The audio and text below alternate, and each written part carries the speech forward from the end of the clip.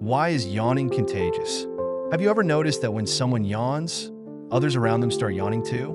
This phenomenon is called contagious yawning, but it's not actually contagious in the medical sense. Scientists believe it's related to mirror neurons in our brains. When we see someone yawn, these neurons activate, making us mimic the behavior. It might be a sign of empathy, helping us connect with others. Interestingly, we're more likely to catch a yawn from someone we're close to. So next time you see someone yawn, don't be surprised if you find yourself yawning too.